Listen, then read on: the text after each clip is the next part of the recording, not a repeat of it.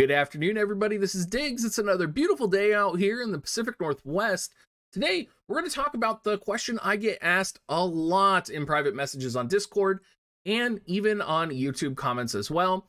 Should you become a YouTuber? And we're going to be talking about it from two perspectives. We're going to be talking about it from like a passion and a joy perspective. We're also going to be talking about it from a business perspective. Let's go ahead and dig in.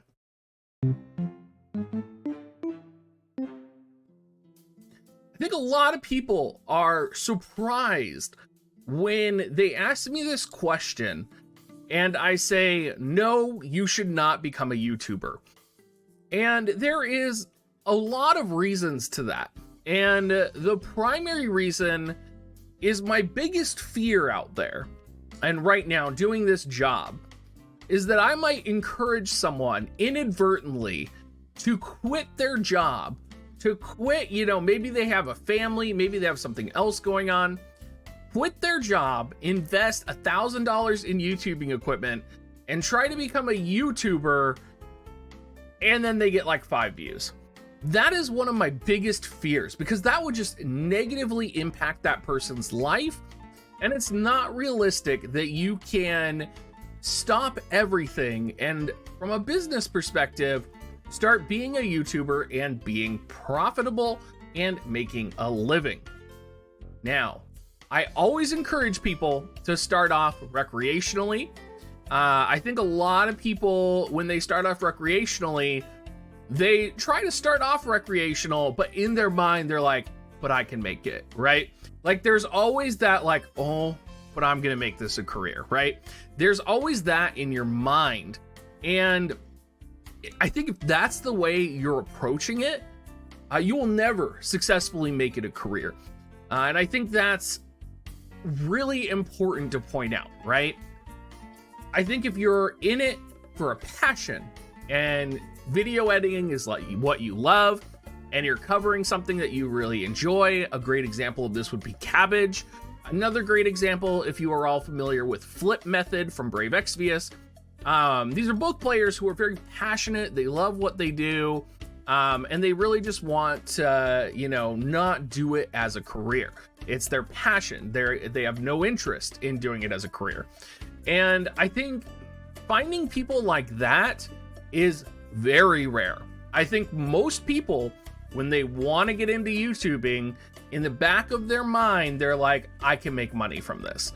And that might be a really dim way to look at the world, but I would say that's pretty much what everybody is thinking. Now, let's go ahead and get into some specifics, because I feel like we should be kind of talking about my personal experiences as well and giving you guys some examples. So where do I think you should start? Like, if you are wanting to do this as a hobby, I think you should start by not doing anything. Many of you remember when I very first started as a content creator, I didn't even have a webcam. I was just posting videos. I had a cheap snowball microphone. I definitely don't have this microphone right here now in front of you. I didn't have a fancy camera. I had like a cheap $50 webcam. A lot of the people I talk to, they're like, yeah, I already spent $500 buying all of this equipment. I wanted to buy a mixer. I wanted to buy a stream deck. You really don't need that. And I think a lot of people get caught up in the process of, trying to get what they need or what they want or what they think will make them successful. When really a lot of the times, what's going to make you successful is not those things, right? There was a long time where I was uploading my videos in 480p. People still watched me. They still came and listened. So I think there's a lot of people that get caught up in the technology aspect of being a YouTuber as well. Let's talk about making money, and let's talk about realistically how much money you could expect making a YouTuber or as a YouTuber, right? Many people look at me and they ask me what my job is. And they don't realize that my job is to be a content creator, because I am not a remarkably large content creator, right? I only have 8,500 subscriptions, and for our community, for the WoTV community, I am pretty sizable size. But any other community, I am like small fry, like nothing content creator, right? And I think that's important to know, and it kind of paints an accurate picture. On average, per month, I make about $1,500 between YouTube and Twitch. This is an average. Some months it's higher, some months it's lower, but that's on average with the amount of views I have. That's with 3.1 million views, right, over the course of a year. And that is a very high amount for a streamer of my size and a content creator of my size, because you hear a lot of people talk about like average cost per like 1,000 views. And because we're talking about a mobile game so often, there is lots of money in mobile, and so ad revenue is actually significantly higher, almost 10 times higher on mobile games for mobile advertisements than normal content creation. So people out there wondering, you know, how is Diggs making a living? My advertisement revenue is essentially the same as someone who has about 80,000 subscribers, because my market is so targeted and so heavily advertised to that it's considered valuable advertising for YouTube. So that's YouTube. And keep in mind, that's still a significant amount of views. And $1,500 is, you know, a good chunk of money. For me, that pays my rent. My rent is $1,100 for Giant and I. We do get paid as well from our sponsorship and my Amazon Coin affiliate link. But even then, as the content creator that I am, if tomorrow Amazon was to be like, sorry, your sponsorship's gone, your affiliate link's gone, Giant and I would be asking serious questions on whether we could continue this as a career. Talking about Giant, a lot of people don't realize we are also a two-man production. Giant supports me in so many ways. In particular, like he helps me with uploading, he helps me with streaming. He creates all of the art assets, he creates the thumbnails, he does video editing. We don't always do video editing, but when we do, he does it. So keep in mind that between the two of us, that's $1,500 per month with YouTube and Twitch between two people. So that's like $750 each. So the amount of money that we are making is not significant. And this is after a year of doing it and about 8,500 subscribers. So if you are thinking that like you're going to quit your job and you're going to become a YouTuber and that's what you're going to do, I would really encourage you not to do that, because it's going to be, one, difficult to get off the ground, and two, if you're in like a market like ours, right, you're going to need probably about 5,000 subscribers or so before you're actually seeing money. We didn't make a profit from our channel until probably about September last year. Granted, we had started in April, and it was so bad. Like, I was so worried about this because I had dropped out of college, right? I had dropped out of veterinary school. I had actually asked Giant for permission to fail. I had asked Giant to give me 6 months, right? Let me do this for 6 months. COVID is going on right now. I just dropped out of school. Like, I don't think people understand, like, the drive that I had with the situation we were in. We were eating at the food bank. I was in tears. Giant was like, you know, I guess I can pay rent by doing art. Like, that was the situation we were in. And that was pretty desperate. The fact that it took us 6 months from that to even really reliably pay our rent using the profits from the channel and from the stream is pretty remarkable, and really it paints a picture which I think a lot of people don't see behind the scenes. And this isn't to say like, oh, feel bad for Diggs, right? Like, this is just reality. Like, this is just numbers. This is what we were doing, and this is kind of life as a content creator.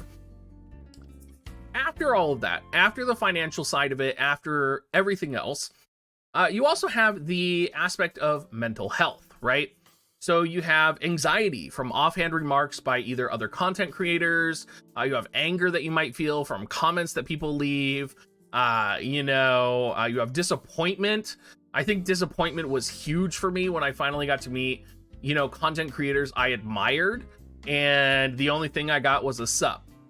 right? Like no response after I had messaged them, just like a, hey. Like that was like demoralizing to me, right? When you feel so excited about something. I talked in my last video about how excited I was to interview Bismarck. And I put that on the podcast and I was like, oh, I hope this takes off, because a lot of my other videos were taken off. Nobody watched it. 300 views, that was it. And it's really demoralizing. Like, you have to have that drive. You have to have that consistency. You have to have the ability to be wrong and adjust yourself. And there are a lot of people who do not have that in them. They are not able to adjust their behaviors. They're not able to adjust who they are. And you might think you have that. You might think you're that type of person until you see a comment where you're like, yeah, fuck that guy, right? Like, I'm going to show them, right? I'm going to put their comment on my YouTube video and just go absolutely berserk on them, right? Like, you you think you're that guy, and then you're like, oh, okay, maybe I'm not that guy, right? Following this up, it's a 24-hour-a-day job. And I've had people who tell me, you know, oh, you got it easy. You're a YouTuber. You just make YouTube videos and you upload it. It is not that easy.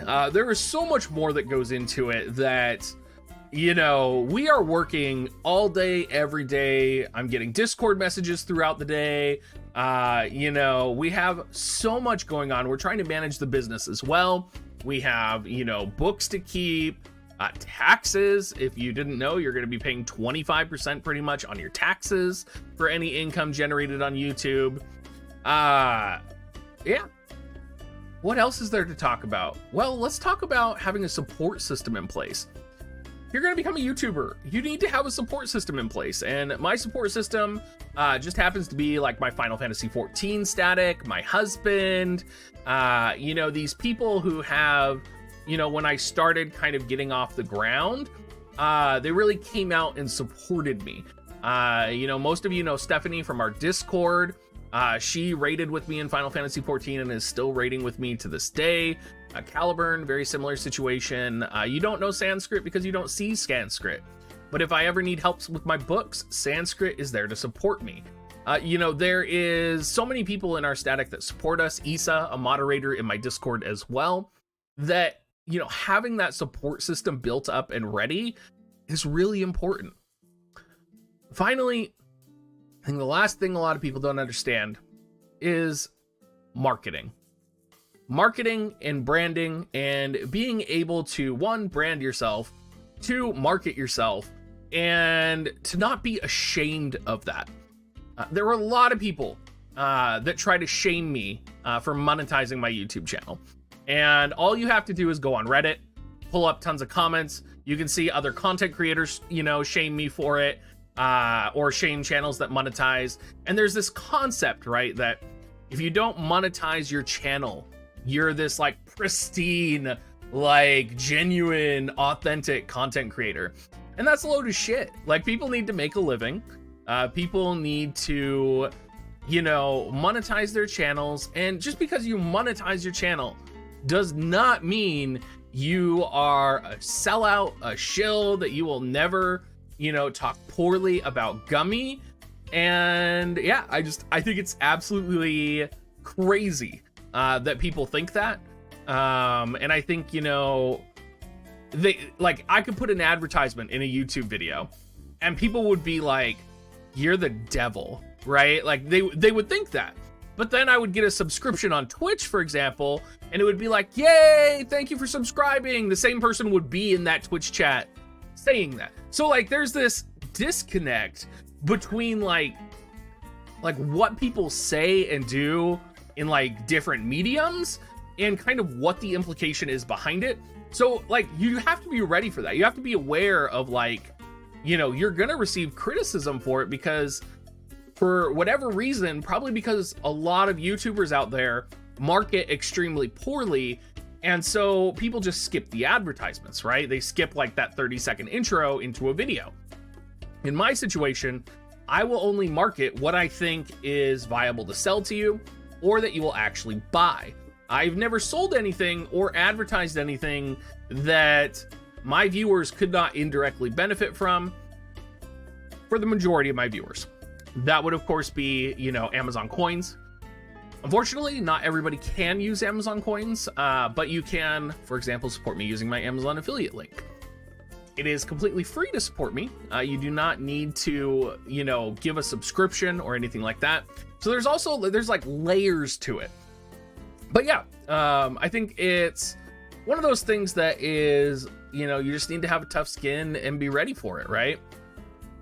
Gosh, what else is there? What else do I want to say about being a YouTuber? It's been fun. I've enjoyed it. It's been really hard work, but yeah, I think that's about it. I'll probably, respond to a lot of the comments down below.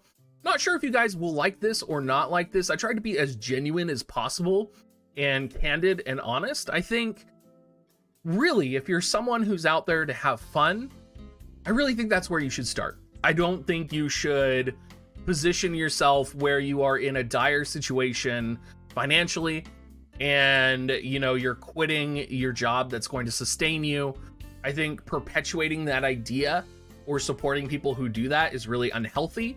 And I would never recommend that for anyone. Well, everybody, if you want to support me, you can go use my affiliate link at dig.gs/coins. As always, hope you all have a great rest of your day, and we'll see you later.